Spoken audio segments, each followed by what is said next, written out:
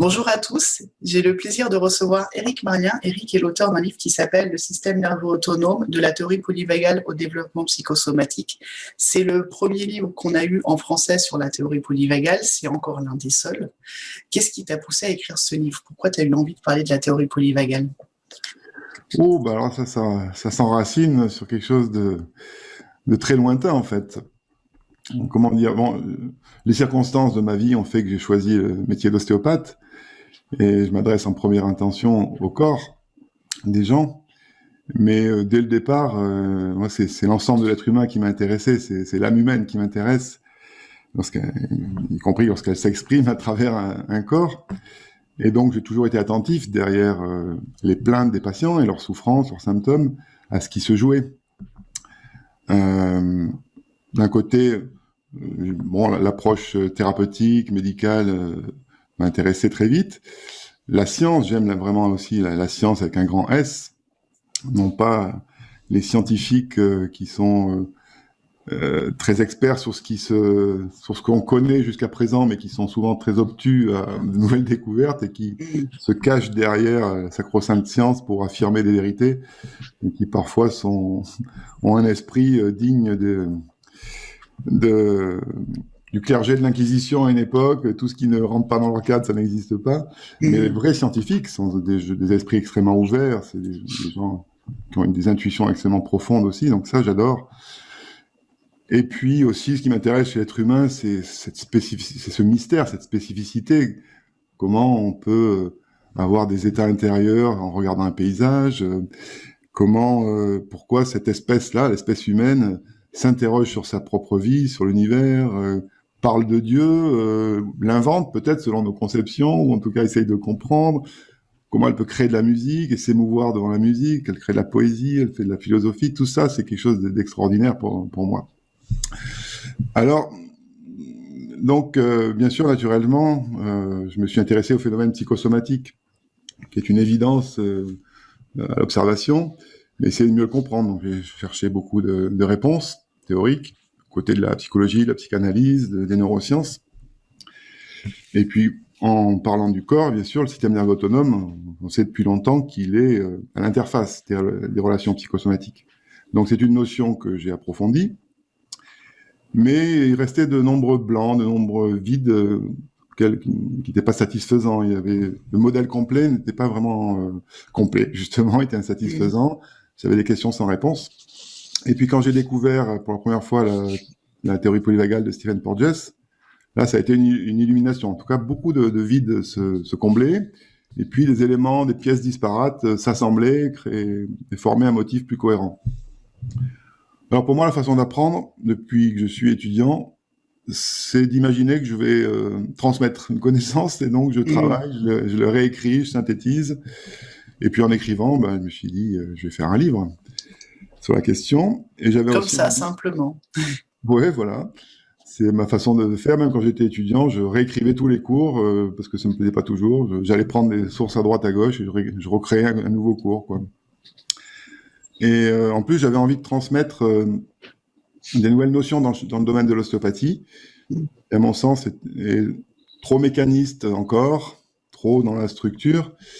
Et pour moi, ce qui est le plus important, c'est la régulation. Quand on parle ensuite de l'organisme, la régulation, et moins la structure. Donc, lorsque la régulation ne fonctionne plus, c'est toute la structure qui va en subir les conséquences. Alors, j'avais envie d'apporter aussi des notions, d'enrichir un peu la compréhension dans le domaine de l'ostéopathie. Bon, après, il se trouve que le livre tel qu'il a été conçu, il y avait toute une partie qui pouvait s'adresser à tous ceux qui s'intéressaient à ce sujet. Et en fait, ça a peut-être plus touché les psychothérapeutes qui étaient plus en demande de ces notions que les ostéopathes eux-mêmes. D'accord. Et donc, à ce jour, j'ai formé beaucoup plus de psychothérapeutes ou psychologues que d'ostéopathes sur la question. C'est paradoxal, mais voilà. Et puis, ça intéressait toutes les personnes qui ont été formées à la théorie polyvagale, qui est toute nouvelle, dont on ne parle pas depuis très longtemps, et qui sont très en demande de littérature sur le sujet. Il y en a très, très peu en français. Bah oui, normalement, je ne me considérais pas comme quelqu'un d'avant-garde, et puis, par chance, j'étais le premier à écrire là-dessus en France. Donc... Mais justement, on a pas mal de livres qui sortent en ce moment sur le Ouais. nerf vague. On a activé votre nerf vague, on a être en bonne santé grâce au nerf vague. Ah oui, c'est C'est, pas étonnant, ça, tu vois. lui, il est tout récent, c'est Jean-Marie Desfossés qui avait déjà fait se protéger du stress, des inflammations chroniques et des maladies chroniques grâce au nerf vague. Il en a refait un autre. Mais en fait, dedans, il n'y a pas la théorie polyvagale. Comment tu expliques qu'il parle du nerf vague et qu'il ne parle pas de cette nouveauté physiologique qui est cette nouvelle branche du nerf vague? D'accord. Alors, il faut savoir que dans le monde scientifique, je parle là vraiment de scientifiques de pointe qui travaillent sur la question, des neuroscientifiques, des neurologues, etc., ou aussi dans une partie de la médecine. La théorie polyvagale n'est pas la plus répandue et ne fait pas l'unanimité. Il lui est adressé aussi pas mal de critiques. D'accord. Donc, on lui reproche à Stephen Porges certaines erreurs, certaines imprécisions, qui sont, je suis bien sûr allé voir de plus près, qui sont pas fondamentales en fait. C'est sur des points de détail. Peut-être qu'il y a, comme tous les découvreurs dans un modèle théorique, il faut pas prendre ça comme un évangile et croire que tout est juste. Forcément, les découvreurs sont des esprits, voilà, qui sont d'avant-garde, mais qui sont pas forcément attentifs à tous les détails, ou qui peuvent aussi des fois, pourquoi pas, s'arranger un tout petit peu sur certains points.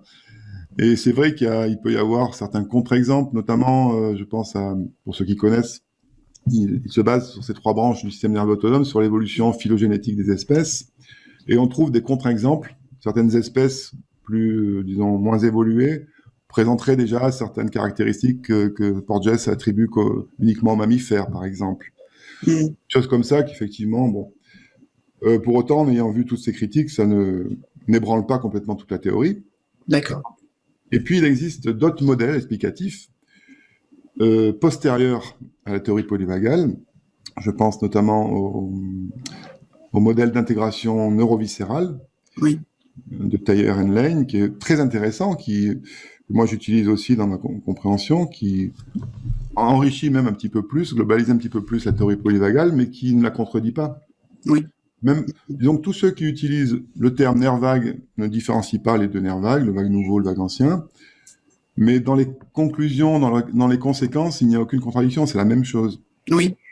Puisqu'en plus, leur modèle, par exemple le modèle d'intégration neuroviscérale, le point de base, le point le plus important, c'est quand même la branche du nerf vague qui régule la variabilité du rythme cardiaque. Donc c'est le vague myélinisé. Oui, c'est nouveau. C'est le vague nouveau. Donc il n'y a pas de contradiction en fait. Et puis il y a un dernier modèle qui est la théorie du stress généralisé, aussi qui intègre les dernières théories, enfin la théorie polyvagale, le modèle d'intégration neuroviscérale, et qui en fait synthétise tout ça en mettant de côté les petits points de litige. Et voilà. Donc le nerf vague, et puis le nerf vague aussi, il faut voir un aspect de la question, c'est quand on emploie le terme nerf vague, c'est à la mode. Oui. C'est reconnu, c'est identifié plus facilement encore que la théorie polyvagale. Donc si on met nerf vague dans un titre d'article ou de livre, tout ça, ça va attirer beaucoup plus l'attention. Oui. Donc je crois qu'il n'y a pas de véritable contradiction. En plus, quand on étudie Porges de plus près, il parle, parce que ce qui est important en fait, c'est la régulation descendante. C'est-à-dire, quand on parle du nerf vague, souvent les gens ils croient que c'est juste un câble qui va déterminer, être responsable de toutes les qualités, tous les bienfaits qu'on lui attribue. Alors ce qui est important, le nerf vague, c'est juste un câble électrique. Quand on parle du nerf vague, il faut parler de régulation globale, de toutes ces fonctions de régulation globale, qui incluent un certain nombre de circuits cérébraux. Et chez l'être humain, ce qui est important, c'est ces capacités de régulation descendante que n'ont pas les animaux. Alors j'essaie de m'expliquer. Chez l'animal, la fonction de base, le mode par défaut, c'est hypervigilance au stress, des réactions au stress. Ça met en jeu des circuits sous-corticaux, système limbique, et puis le noyau du tronc cérébral, et c'est l'activation du sympathique chez les animaux, en priorité, pour se défendre, pour survivre. Après, il y a le mode immobilisation, shutdown, on se collapse pour le mode de survie dans des conditions extrêmes, une menace vitale vraiment imminente, qui sont attribués par Porges aux vagues anciens, aux vagues dorsales. Ça, c'est les modes par défaut. Chez les mammifères, et particulièrement chez l'être humain, on a besoin des uns des autres. On a besoin de connexion parce que le nouveau-né ne peut pas survivre sans les parents. Contrairement à certaines espèces inférieures, les animaux sont tout de suite livrés à eux-mêmes et puis ils en produisent une quantité incroyable de façon à ce qu'il y en ait quelques-uns qui puissent survivre. L'être humain, là, la survie de son petit est vraiment fondamentale. Et puis l'être humain encore plus, comme à la naissance, il est encore plus immature que toutes les autres espèces de mammifères. Du fait du développement de notre crâne, il faut sortir plus tôt, sinon on ne peut plus sortir. Développement d'encéphale. Donc le besoin de l'autre, de la protection de l'autre est fondamental chez l'être humain. Et donc c'est sur cet aspect-là que s'implante ce besoin de l'autre, ce besoin de connexion, et que Porges appelle l'engagement social. Et ça nous procure une autre voie, justement, une régulation descendante qui permet de moduler, de minimiser ce mode de réaction par défaut de défense, d'activation face au danger, à condition de se sentir en sécurité.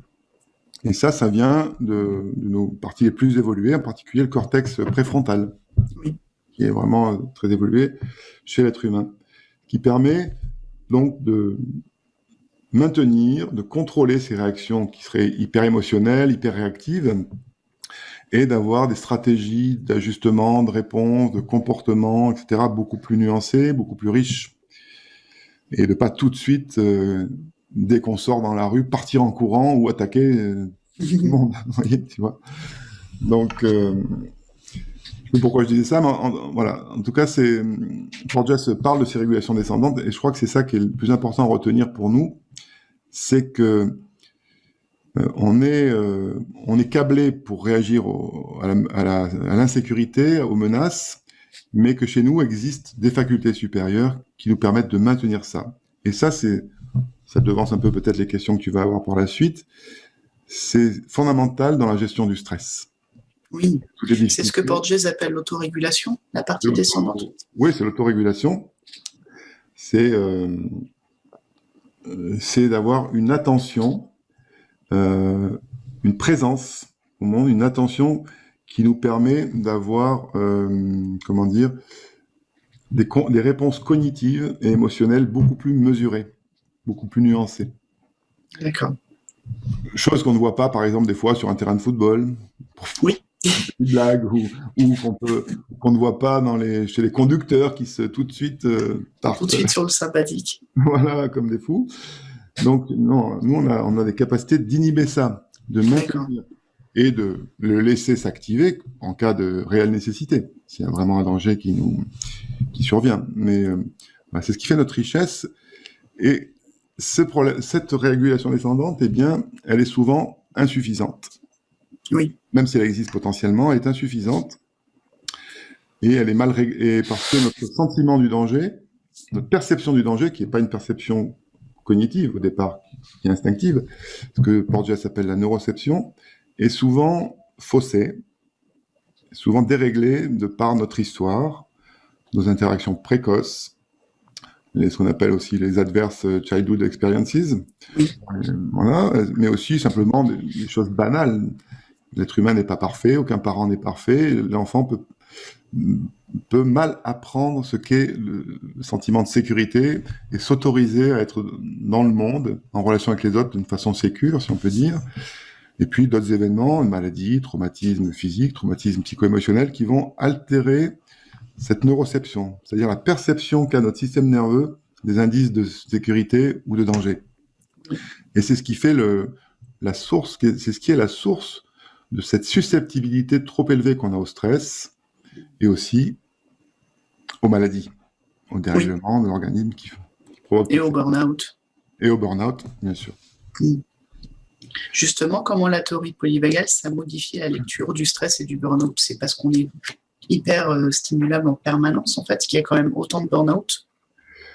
Ouais, mais il y a 2 points importants. Déjà, c'est ce qui n'est pas spécifique à la théorie polyvagale, mais au nerf vague en général, c'est que tant qu'on a la fonction vagale ventrale puissante, qui est indexé par une bonne variabilité du rythme cardiaque, Oui. alors on a une meilleure régulation justement descendante, un meilleur traitement des informations montantes, comme on dit, c'est-à-dire de toutes les informations qui à la fois viennent de notre corps et viennent de l'environnement, et tout ça est traité par nos structures supérieures d'une façon beaucoup plus élaborée, c'est-à-dire qu'on va avoir un meilleur discernement, Oui. une appréciation cognitive des situations que l'on rencontre plus précise, plus objective surtout, infiltrée, empoisonnée de toutes nos réactions émotionnelles, de tous nos conditionnements traumatiques, etc. Donc des meilleures prises de décision, une meilleure appréciation des priorités. Oui. C'est ce qui manque beaucoup aux gens qui sont susceptibles de faire des burn-out, c'est qu'ils ne voient plus les priorités. Et donc, tout devient pareil, et ils se sentent obligés de répondre à tout, à chaque instant. Ils surchargent évidemment leur capacité.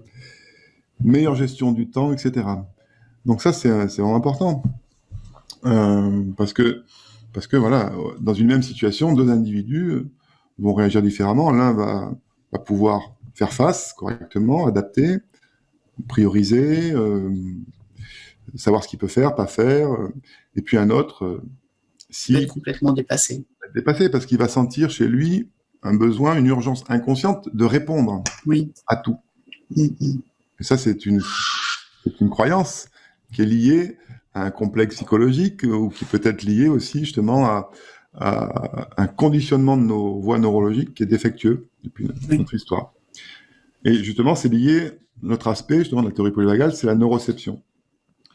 Comme je disais, cette neuroception est très souvent faussée, altérée. C'est ce qui fait que chaque personne est singulière et que dans telle situation, on va se sentir, le système nerveux se sent en danger. C'est pas notre cognition, c'est pas notre conscience de la chose, c'est déjà le système nerveux. Notre éducation nous fait croire qu'on doit pouvoir, que simplement la conscience gère tout. Mais déjà, Freud avait montré sa façon que l'inconscient jouait un rôle extrêmement important. Et là, c'est pareil en termes neurobiologiques, c'est-à-dire que c'est notre système nerveux qui agit inconsciemment, qui nous fait percevoir des situations comme inquiétantes, dangereuses, stressantes, voire pire, nous mettre en danger de mort. Et quand je dis en danger de mort, c'est pas qu'une façon de parler. Quand on voit quelqu'un dans une situation, par exemple, passant un examen, devant parler en public, qui est pris dans une panique totale, qui n'arrive plus qui bafouille, qui n'arrive plus à parler, ses idées disparaissent, parce qu'en fait, dans ces cas-là, le mode de réponse du système nerveux ici, c'est vagal dorsal ou vague ancien, fait que le flux sanguin du cerveau se réduit considérablement. Effectivement, il ne peut plus penser. Eh bien, oui, il peut y avoir aussi limite une syncope, un malaise. Eh bien, ça veut dire que le système nerveux, dans cette situation d'examen, par exemple, perçoit la situation comme une menace vitale. Oui. C'est quand même la première peur, celle de parler en public. Voilà. C'est pas un lion. C'est pas un lion qui va nous manger. Personne ne va nous manger, mais... Et là, on est sur du vagal ancien dorsal. Et c'est perçu comme une menace vitale. Ouais. Ça n'a rien à voir avec la personne que nous sommes, la façon dont nous nous identifions. Je m'appelle ceci, cela, je suis né à tel endroit, et moi, je suis peureux. Ça n'a rien à voir avec ça, c'est pas notre personne. C'est notre système nerveux qui est câblé comme ça. D'accord. Et pour certaines raisons, certains sont plus câblés pour réagir de cette façon, d'autres pas du tout, vont réagir plus en mode activation, et puis d'autres vont être à l'aise dès le départ de leur vie. On n'est pas tous égaux de cette façon-là, mais c'est intéressant de savoir que ça déculpabilise, ça dédramatise de savoir que c'est un mode de réponse qui est acquis dans l'évolution des espèces animales, et qu'on peut commencer à se désidentifier de ça. Le choix se joue sans nous. Pour les personnes qui ont des vécus traumatiques et qui ont été figées, c'est comme ça. Voilà. On ne pouvait pas faire autrement. Il ne faut pas dire « je suis comme ça », il faut dire mon système nerveux réagit comme ça. Et donc, l'identité profonde de la personne peut rester un peu décalée déjà et commencer à prendre les choses en main. Parce que si on dit « je suis comme ça », c'est fini. On est enfermé dans cette identification. Oui. C'est vachement important de comprendre ça. Et du coup, comment on peut en sortir? Est-ce que ça ouvre des nouvelles prises en charge thérapeutiques, la TPV, par rapport au stress et au burn-out? Est-ce qu'on peut sortir de son mode par défaut? Oui, il y a de l'espoir pour tout le monde. Après, les capacités quand on observe concrètement, pragmatiquement, on voit que tout le monde ne s'en sort pas bien. Et on voit des gens, et j'en vois arriver en consultation, qui ont 60, 70 ans et 80 ans parfois, qui ont passé leur vie dans ces difficultés. Donc c'est pas gagné, mais si on en est conscient, si on comprend ce qui se passe et qu'on met en place des stratégies thérapeutiques, stratégies de vie, on peut vraiment commencer à jouer avec ça, à prendre de la distance. Alors, il y a un potentiel, si vous voulez, évolutif, c'est-à-dire que tout le monde ne pourra pas arriver à être un maître zen en vagal ventral. Un maître zen ou un Barack Obama parlant devant des foules entières, évidemment. Mais il y a un potentiel de progression pour tout le monde, c'est sûr. On peut commencer à jouer. Alors, voilà, renforcer le nerf vague. Il y a plein de stratégies. Hein. Il y en a beaucoup. Il y a plein de... Alors, ce qu'il faut comprendre, c'est qu'il y a des moyens... On en voit de plus en plus. Aujourd'hui, justement, il y a des livres, sur Internet, on voit des tas de trucs. Il faut bien comprendre qu'il y a des moyens qui ont un effet qu'à court terme. C'est-à-dire qu'on fait un petit exercice, on fait des pompes, enfin, je plaisante, mais et il va y avoir un petit engagement qui est à court terme, qui ne change pas les conditionnements. Ce qui va changer les conditionnements, c'est de pouvoir commencer à jouer sur la neuroception, justement. Cette neuroception qui est défectueuse. Tant que la neuroception n'est pas changée, on a beau faire des tas d'exercices, ça améliore sur le moment, mais on retombe dans ces fonctionnements de base, parce que les boucles neurologiques continuent. Donc, désensibiliser la neuroception, alors là, pour ça, ça peut être des psychothérapies, ça peut être plein de choses. Ce qui est le plus important, c'est la prévention, en fait, c'est d'agir très vite, très vite, de corriger le plus vite possible, parce que on a de la neuroplasticité cérébrale, et qui est d'autant plus puissante possible que l'on est jeune, évidemment. Mais on voit quand même des changements, y compris chez des gens cadras, quinquas, sexagénaires, on peut dire. Alors, c'est quoi la neuroception? Pour aller un petit peu plus loin, c'est lié à l'espace et au temps. D'accord. Porges l'a peut-être pas beaucoup défini, puisque les signaux de danger, c'est quoi? C'est initialement, dans l'évolution des espèces, c'est voir des menaces. Oui. Et entendre les menaces. Et déterminer la distance de ces menaces. Ok. C'est loin ou c'est près? Ça vient de quelle direction? Et c'est lié au temps aussi, parce que est-ce qu'on a le temps de s'adapter? Est-ce qu'on a le temps de mettre en place des stratégies, de se protéger, etc., etc. Donc c'est lié au mouvement du corps humain. Donc c'est pour ça qu'aussi les techniques qui vont travailler aussi le corps, libérer la mobilité et la motricité du corps sont utiles. C'est lié à l'espace et au temps, c'est aussi pourquoi, quand on parlait du burn-out, quand on ne sait pas gérer les choses dans le temps. Oui. Tu vois, Alors, on est soit enfermé dans le passé, ou soit quand on est toujours dans le futur et qu'on voit la to-do list qui s'allonge de façon exponentielle, quand on ne sait pas gérer ça, on va dans le mur. Exactement.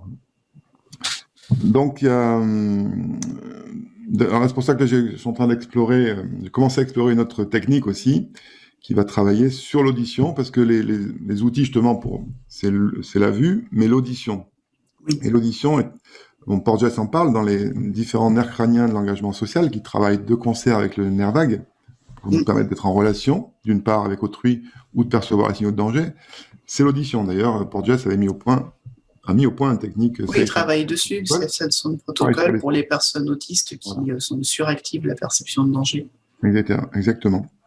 Donc, c'est une méthode que j'avais apprise et que j'avais faite, pratiquée un peu. J'avais son matériel. C'est intéressant. Le reproche que je lui fais, c'est que c'est la même chose pour tout le monde.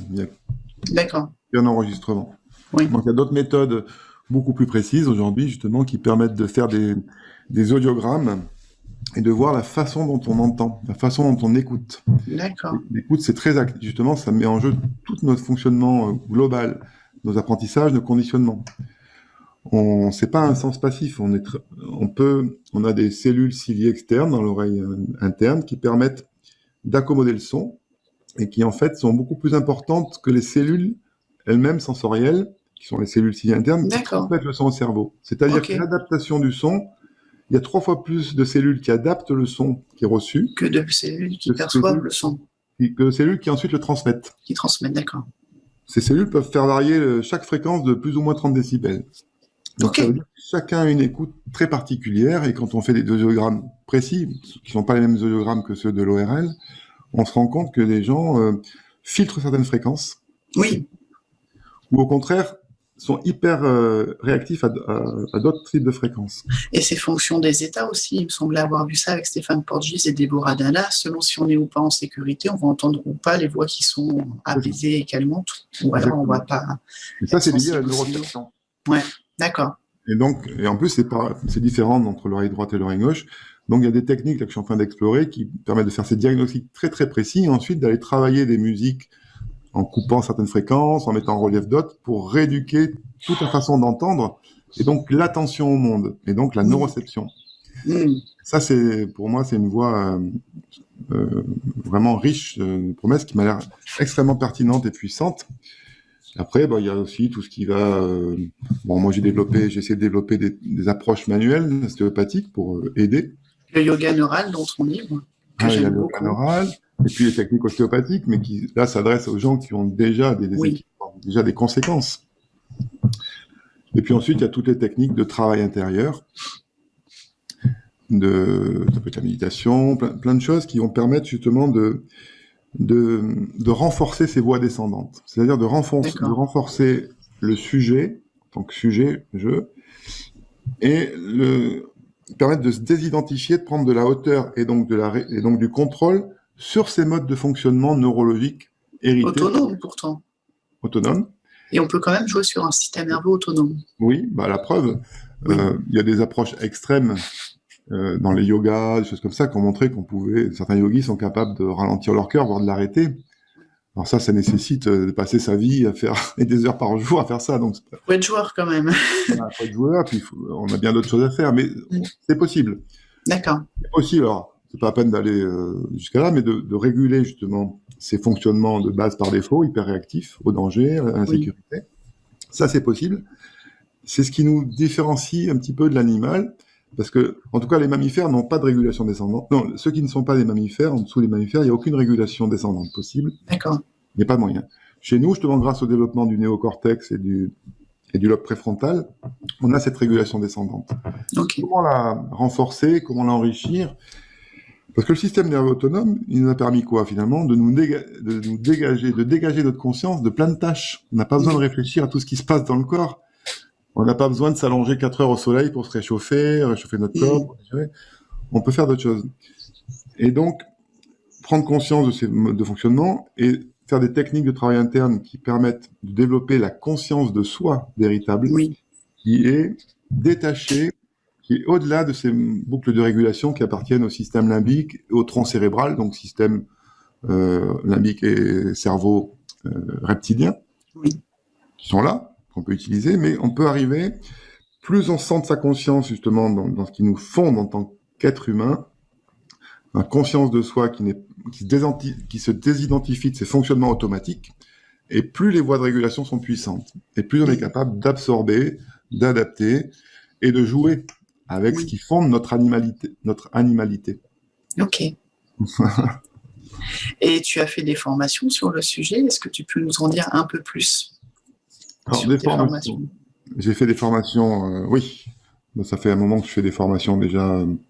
Au départ, j'ai commencé par faire des formations pour les ostéopathes présentielles, et puis ensuite, comme je disais, comme le livre a été presque plus connu chez les psychothérapeutes et psychologues, j'ai été invité dans des écoles de psychothérapie ou de psychologie à faire des formations adaptées pour les psys. Donc. Oui. Et puis ensuite, Covid oblige, j'ai dû me mettre à faire des webinaires un peu plus. Alors pour les psys, parce que pour les ostéopathes, la pratique, on peut pas la faire à distance. C'est compliqué. Pas possible. Et puis de là, de fil en aiguille, comme j'avais beaucoup de demandes aussi, je me suis mis à faire des formations en ligne qui sont accessibles à tout moment, à vie, etc. Donc j'ai fait une formation de 2 jours pour les accompagnants, disons, les psychologues, psychothérapeutes, coachs, tout ce qu'on veut, toutes les professions de santé. Une formation donc sur le nerf vague et la théorie polyvagale, avec toute la théorie, avec des exercices proposés aussi de travail pour renforcer son nerf vague, pour contrôler aussi cette neuroception défectueuse. Voilà, donc Moi, je l'ai suivi, donc je recommande plus pour les personnes qui ne voudraient pas aller dans le livre, qui est parfois un petit peu très théorique au début et avec des parties vraiment pensées pour les ostéos. La formation en ligne est vraiment très accessible. Et pour les personnes qui ne veulent pas aller dans ma formation Power, qui va un petit peu dans tous les sens et qui est très effervescente, Eric, tu es beaucoup plus carré que moi. Donc peut-être, tu as... Je mettrai les liens sous la vidéo et je mettrai le lien dans l'article que je ferai en parallèle de l'interview. Est-ce que tu serais d'accord pour qu'on nous partage un outil de stress défense, pour qu'on fasse un exercice ensemble, peut-être un mouvement de base par exemple? Ouais, alors j'ai un truc assez rigolo que je peux vous proposer. Alors tout le monde, je crois, aujourd'hui connaît la cohérence cardiaque. Oui. Il y a plein de façons, il y a plusieurs options, en fait, il y a plusieurs avis sur la question. Moi, je recommande toujours de faire une expiration qui soit un peu plus lente que l'inspiration. Mettons, on peut compter jusqu'à 4 en inspirant, faire une petite pause, c'est bien, 1-2 secondes. Expirer pendant 6 secondes, donc il y a un rapport 4-6 entre inspiration et expiration plus longue, parce que c'est lors d'expiration que le frein vagal, donc le vague nouveau, est davantage engagé. Oui. Alors, il diminue un tout petit peu son tonus pendant qu'on inspire. Donc si on veut vraiment renforcer le nerf vague, il faut expirer un peu plus lentement. Ça, c'est une chose. Ensuite, on le fait par le nez, parce que il faut que l'air qui passe dans les fosses nasales, en inspirant, en expirant, soit très doux et fasse le moins de bruit possible. Parce que cette stimulation, ça va stimuler des récepteurs nerveux dans les fosses nasales qui appartiennent à un nerf crânien très important, qui est le nerf trijumeau, qui travaille de concert avec le nerf vague. Mais ce nerf trijumeau, il est un peu traître. C'est un peu le Janus à double visage, parce qu'il peut justement, si on le stimule bien, renforcer le nerf vague. Mais par contre, c'est aussi le nerf qui est impliqué dans la stratégie de défense, parce que c'est le nerf qui donne aussi qui énerve les muscles masticateurs et les gens qui serrent les dents, qui grincent des dents. Donc donc si on respire trop fort, en faisant du bruit, on stimule trop et on risque au contraire d'augmenter le sympathique. D'accord.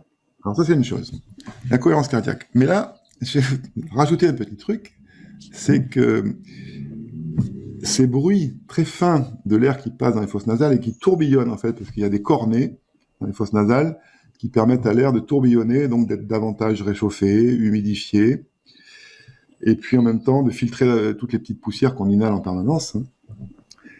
Donc cet air tourbillonne et crée des harmoniques sonores, mais dans le domaine des ultrasons.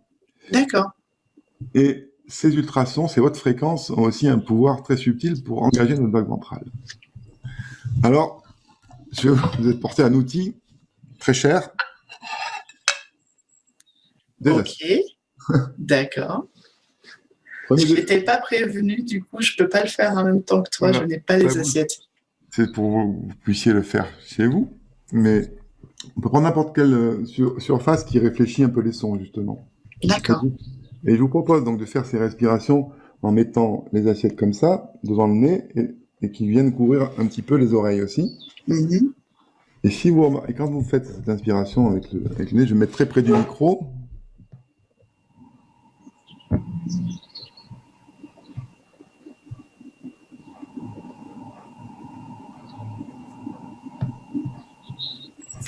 Ça va un peu vous rappeler les coquillages qu'on mettait dans les oreilles. D'accord. Oui, l'espèce de son qui tourne comme dans... D'accord. Ouais. Alors ça va démultiplier ces fréquences, ces hautes fréquences, qui vont avoir un effet très subtil sur le cerveau et qui vont booster encore plus les effets de la cohérence cardiaque. Ouais. Excellent. Du coup, tu fais la cohérence cardiaque en inspirant et en expirant par le nez. Toujours. D'accord. Parce qu'on trouve beaucoup l'expiration par la bouche sur les articles sur la cohérence cardiaque, c'est pour ça. Après, il peut y avoir d'autres stratégies. C'est une stratégie. Mais cette stratégie-là, par le nez, c'est parce que c'est ce qui va permettre de travailler les choses les plus subtiles. Maintenant, si on est très stressé, je peux vous proposer cet exercice-là. Qu'est-ce qu'on fait quand on est énervé par quelque chose? On fait... Soupir. Soupir comme ça.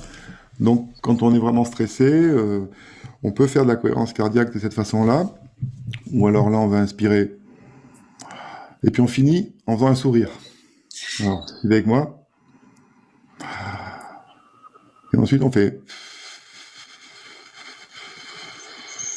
Et à la fin, on lâche, on détend tout. Je vous le fais On peut le faire ensemble, je vous guide quelquefois. Donc.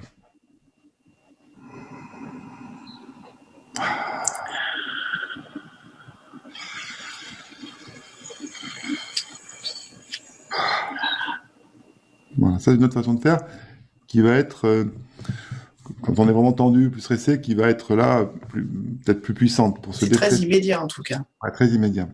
Ok, donc c'est important, même aussi quand on souffle, à la fin, au début on fait ça, on met la bouche, enfin, pendant qu'on souffle, on met la bouche un peu en avant.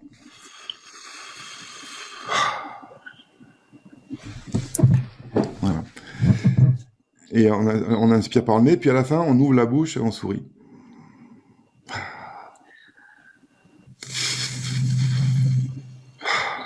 Voilà. Ça détend très vite, se déstresse très vite.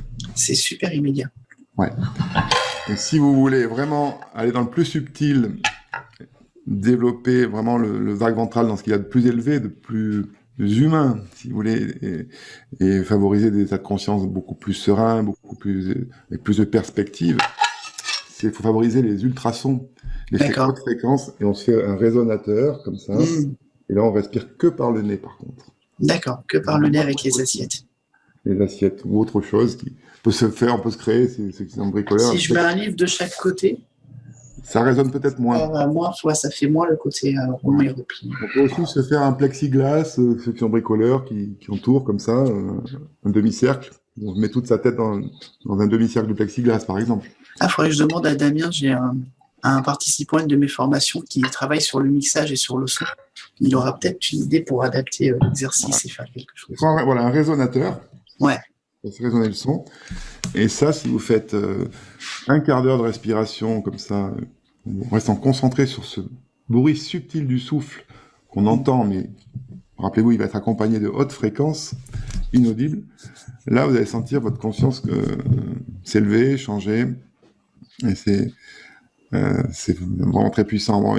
À déconseiller au début pour les gens qui sont victimes de trop d'anxiété, trop d'angoisse. Il vaut mieux faire la méthode avec la bouche au départ. Oui, d'accord. Et puis ensuite, voilà, cette méthode-là, c'est une petite nouveauté que j'avais nulle part. Et là, c'est la première. Effectivement, oui, parce que j'ai revu ta formation dans sa version refaite et j'avais pas vu les assiettes. Ah, mais ça, j'ai toujours cherché un peu des nouveautés. C'est excellent. Merci beaucoup. Avec plaisir. Et puis, je vais mettre en commentaire les liens pour tes formations et je vais compléter un petit peu l'article pour les gens qui ne connaîtraient pas la théorie polyvagale pour aller un petit peu plus loin. Ok. Merci, prenez soin de vous. Oui. Et ça va être bon pour la partie publique et je vais avoir quelques questions. J'ai 3 questions bonus pour la partie masterclass.